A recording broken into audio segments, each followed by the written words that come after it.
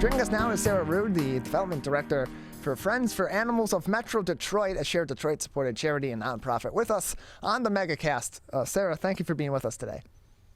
Thank you so much for having me. It's great to join you guys virtually. Good to have you with us as well. So tell us first about Friends for Animals of Metro Detroit. What does your organization do, and what services does it provide to our local area?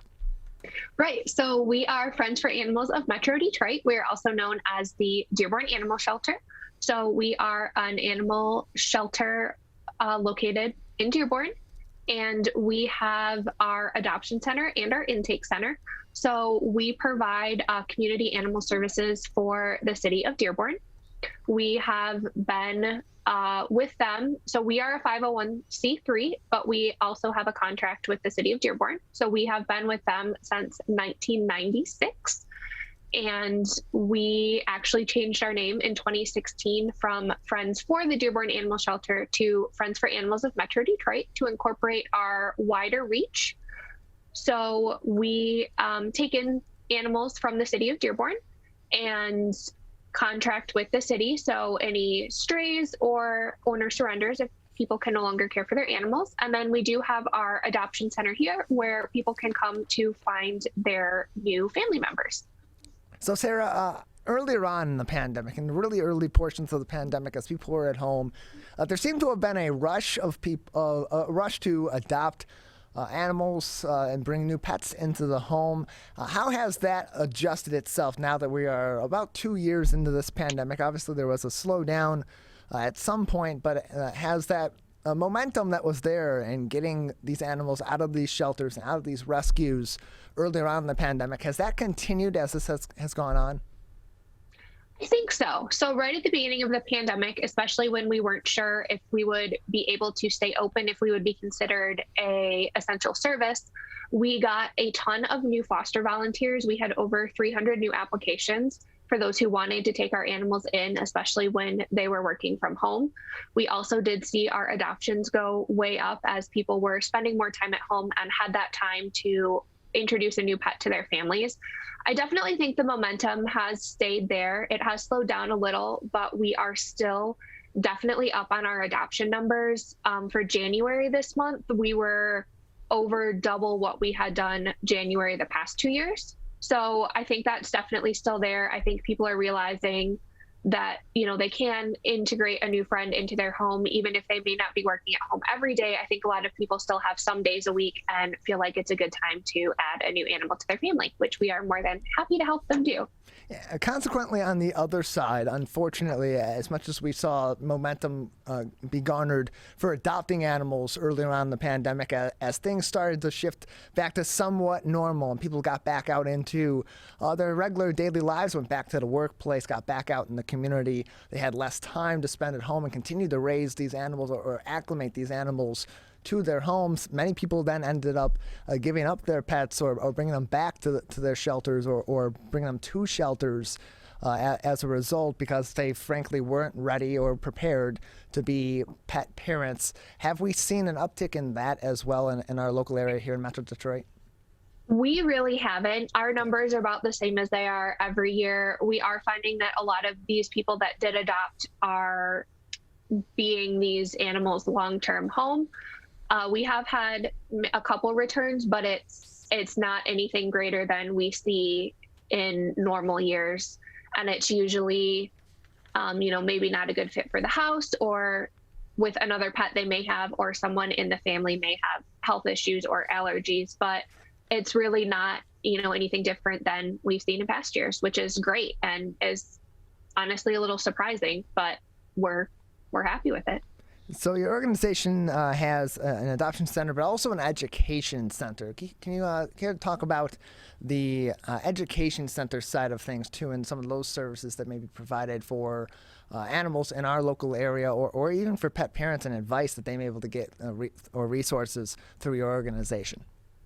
Sure. So we do pride ourselves on having not only our adoption center, but our education center as well.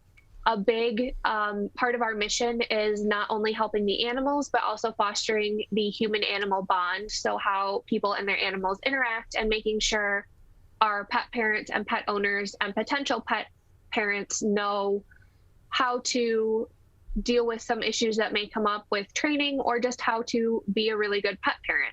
So one of the things we have with younger kids is we have our Read to Rover program, where school-age kids can come in and read to a cat or dog. That helps them practice their reading with a non-judgmental audience. And then it gives the animal some one-on-one time with humans and some extra love. We also have a scout program where local Girl Scouts, Boy Scouts can come in, work towards their animal, either their animal welfare, animal safety, or animal care badges, and get some experience here. We do want to start with kids when they're young to teach them the compassion and what being a proper pet owner entails. We do have an upcoming event actually on March 6th. It is in partnership with other local animal organizations. That will be a free vaccine and microchip clinic for residents of Dearborn and Detroit. So this will let them bring in their animals, get them up to date on vaccines, and give them microchips. So if they were to become lost, we can trace them back to their owners. So we have programs like this, and they can always call and get some help. We have a list of trainers we recommend. We do force-free positive reinforcement training, and we want to be a good resource for anyone who may need help, may have some questions. A big part of our education center is we are also currently in our phase 2 of our capital campaign. So we are raising money, and we actually have a $400,000 match right now by our board chair, Mary Ann Wright, and her partner, Bob Sales, and one of our other board members, Julie Walker, and her partner, Jeremy Chapman. So a big part of our phase 2 is expanding our shelter to include more of these educational opportunities and really grow our education program so we can provide more to the city and, kids through school age adults, maybe those who have never owned a pet. So we can really help pets find great homes in the communities that they'll be able to stay in long term and be well taken care of. We're joined by Sarah Rood from the Friends for Animals of Metro Detroit. Joining us on the MegaCast, she is their Development Director. More information at metrodetroitanimals.org about all their programs and resources, including that free vaccine and microchip clinic happening on March 6th. Again, metrodetroitanimals.org. And so, Sarah, I want to give you some time to talk about your Valentines Day Appeal. Tell us about that and that campaign that you and your organization are undergoing as we head into the Valentine's Day holiday. Yeah, so we actually just launched our Valentine's Day Appeal. I wish I had a copy. I do. So this is what it looks like. Let me see if we can. So we sent these out to our local donors, adopters, and those who have supported us in the past. We wanted to do something fun and cheery to, pick up some spirits, have a really cute photo, and encourage people to be our Valentine by donating to our Valentine's Day campaign. So this is for our operations fund. This is care for the animals, food, keeping our buildings running, everything that we need to make sure the animals that come in get all the love and care that they need until they find their forever families. So if you would like to donate to this campaign, you can visit our website at metrodetroitanimals.org, and there is a big spot on our homepage that will take you right to it. It'll tell you a little bit more about, our animals, our campaign, and we also will be sharing on our Facebook this weekend, which is Metro Detroit Animals. We have some very cute photos taken by some of our volunteer photographers of some of our adoptable animals in their Valentine's Day gear. So you can check that out if you're looking for a new pet or just want to see some of the animals we help when you are donating to our Valentine's Day Appeal. Again, more information on all of that at metrodetroitanimals.org. We're joined by Sarah Rood, the Development Director at Friends for Animals of Metro Detroit on the MegaCast.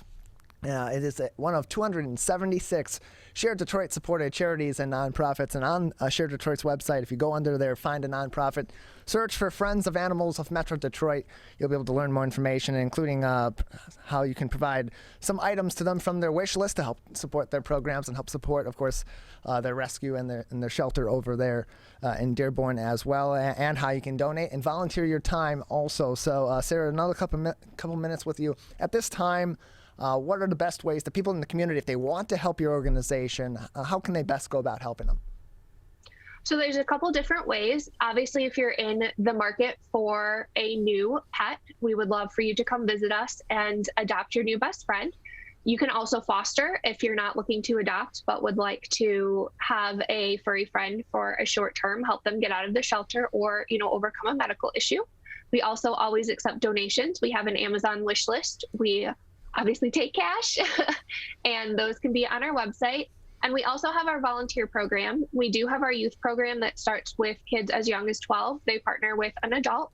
Or we have our adult program. You can volunteer in shelter with animals. You can help with fundraising, or you can help with our events. Another big way is we have our upcoming Mutt Strut. We are looking for sponsors for that, our golf outing, and our black tie gala later in the year.